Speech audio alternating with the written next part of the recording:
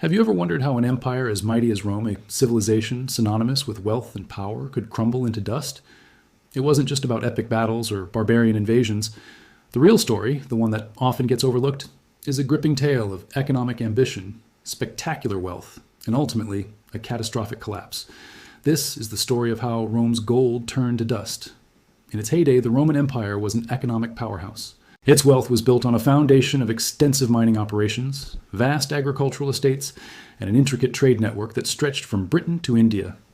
Imagine fleets of ships laden with grain from Egypt, silks from the Far East, and precious metals from Spanish mines, all flowing into the heart of the empire.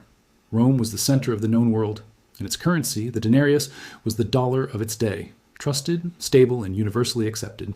The city of Rome itself was a spectacle of opulence, with grand public buildings, lavish villas, and an insatiable appetite for luxury goods. This prosperity funded its legendary legions, built its iconic aqueducts and roads, and sustained a population of over 1 million people in the capital alone. For centuries, it seemed like the golden age would never end, but beneath this glittering surface, the seeds of destruction were already being sown. One of the first major cracks to appear was inflation. As the empire expanded, so did its expenses. Paying the massive army, funding public works, and supporting a growing bureaucracy became incredibly costly.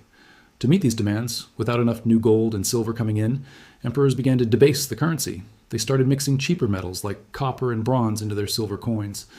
A denarius that was once nearly pure silver became, over time, a silver-plated piece of bronze. People weren't fooled. They knew the coins were worth less, so they demanded more of them for goods and services. This triggered runaway inflation. Prices for everyday necessities like grain and oil skyrocketed, making life increasingly difficult for ordinary Romans. What once cost 1 denarius might now cost 50. This currency debasement shattered public confidence in the economy and destabilized the very foundation of Roman commerce. Faced with soaring prices and public unrest, some emperors tried to take control. Emperor Diocletian, in the late 3rd century, issued the Edict on Maximum Prices. This was a well-intentioned but disastrous attempt at price fixing. The edict set legal limits on the prices of thousands of goods and on the wages for various jobs. Anyone caught overcharging could face the death penalty.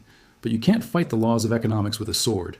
Instead of stabilizing the market, the edict caused widespread chaos. Merchants couldn't sell their goods at the mandated low prices without taking a huge loss, so they either stopped selling them altogether, creating massive shortages, or they turned to the black market. Farmers let their fields lie fallow rather than grow crops they'd be forced to sell at a loss. The result was economic paralysis.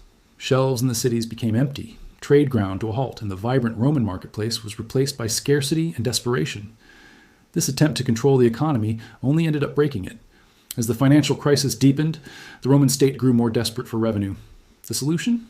Crushing taxes. The tax system became increasingly oppressive and complex. There were land taxes, head taxes, and taxes on goods.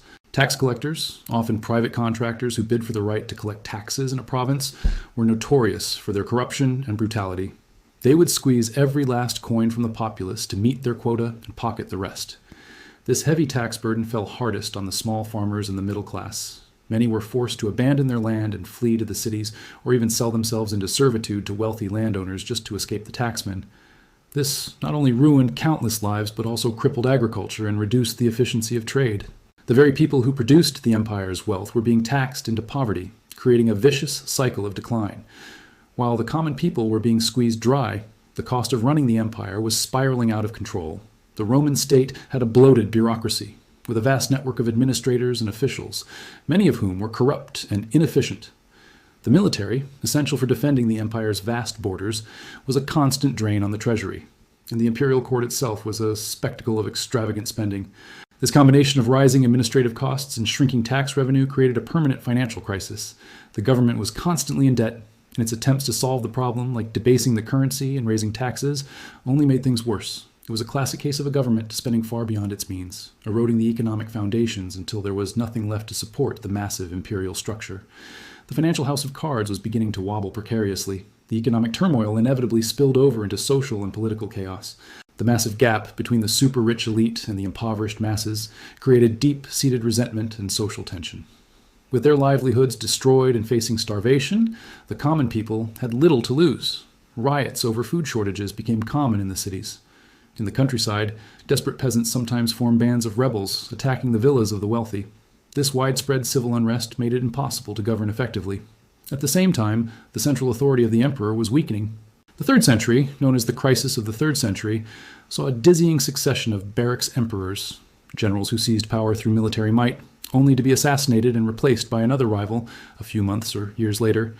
This constant political instability meant there was no one with the long-term vision or authority to implement meaningful economic reforms. The empire was tearing itself apart from within, weakened by internal strife and unable to face the growing threats from outside. This internal decay made Rome vulnerable. For centuries, the Roman legions had been the ultimate military machine, but now the empire struggled to recruit and pay for its soldiers. The constant civil wars depleted the ranks, and the state, crippled by its economic woes, often couldn't afford to pay the troops it had. This led them to rely more and more on mercenaries recruited from the very Germanic tribes they were supposed to be fighting.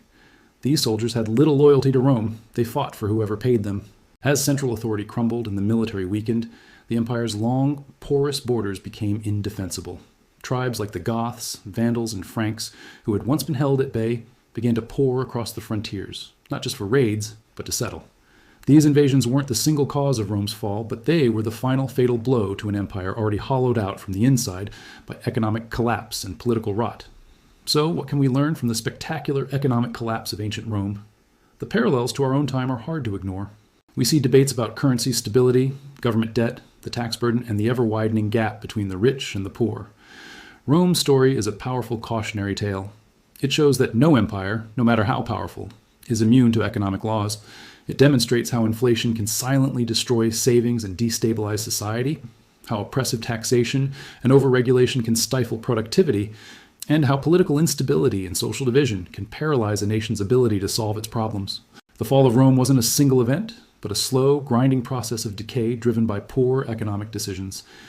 It's a reminder that a strong economy and social cohesion are the true bedrock of any lasting civilization. The dust of the Roman Forum whispers a timeless warning.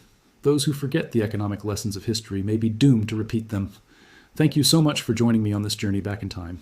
It's a complex story, and we've only scratched the surface. What part of Rome's economic fall do you find most fascinating? Let me know in the comments below. And if you enjoyed this video and want to explore more hidden stories from history, please hit that like button and subscribe to the channel. It really helps us create more content like this for you. Until next time, stay curious.